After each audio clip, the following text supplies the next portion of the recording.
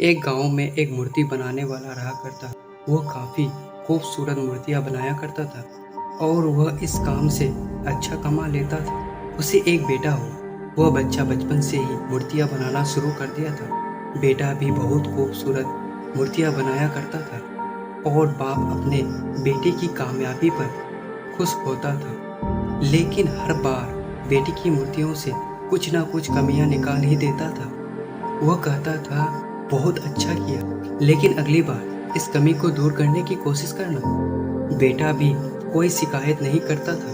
वह अपने बाप की सलाह पर अमल करते थे और वह और भी बेहतर करता रहा। इस लगातार सुधार की वजह से बेटे की मूर्तियां बाप से अच्छी बनने लगी और ऐसा भी टाइम आ गया, लोग बेटे की मूर्तियों को बहुत पैसा देकर खरीदने लगे, जबकि बाप की मूर्तियां उसकी पहली कीमत पर बिकती रही।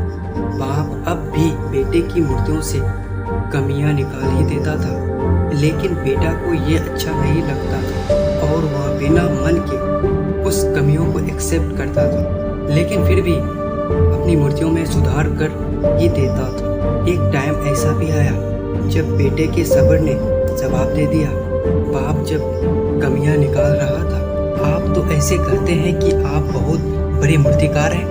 अगर आपकी इतनी ही समझ होती तो आपकी मूर्तियां कम कीमत पर क्यों बिकती? मुझे नहीं लगता कि मुझे आपकी सलाह की ज़रूरत है। मेरी मूर्तियां परफेक्ट हैं। बाप ने बेटे की ये बात सुनी तो उसने बेटे को सलाह देना और उसकी मूर्तियों में कमी निकालना बंद कर दिया।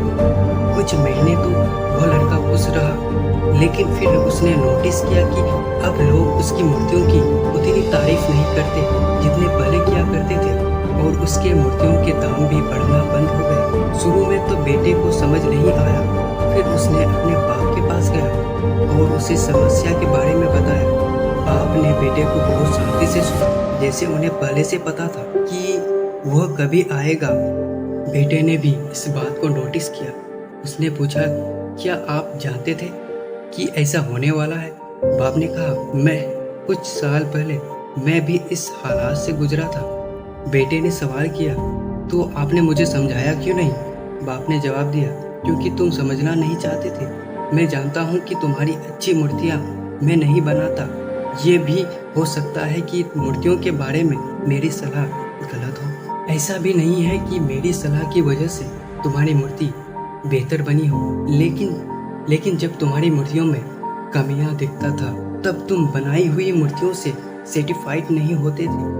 तुम खुद को बेहतर करने की कोशिश करते थे और वही बेहतर करने की कोशिश तुम्हारी कामयाबी का कारण है। लेकिन तुम जिस दिन अपने काम में सेटिस्फाइड हो गए और तुमने ये भी मान लिया कि इसमें और भी बेहतर होने की गुंजाइश ही नहीं है, तुम्हारी ग्रोथ भी रुक गई। लोग हमेशा तुमसे बेहतर की उम्मीद करते हैं और यही कारण है कि तुम्हारी मूर्तियों की तारीफ नहीं होती और ना ही तुम्हें ज्यादा पैसे मिलते हैं। बेटा थोड़ी देर चुप रहा, फिर उसने सवाल किया, तो मुझे क्या करना चाहिए? तो बाप ने एक लाइन में जवाब दिया, अनसेटिस्फाइड होना सीख लो। मान लो कि तुम हमेशा बेहतर करने की गुंजाइश बाकी है। यही एक बात तुम्हें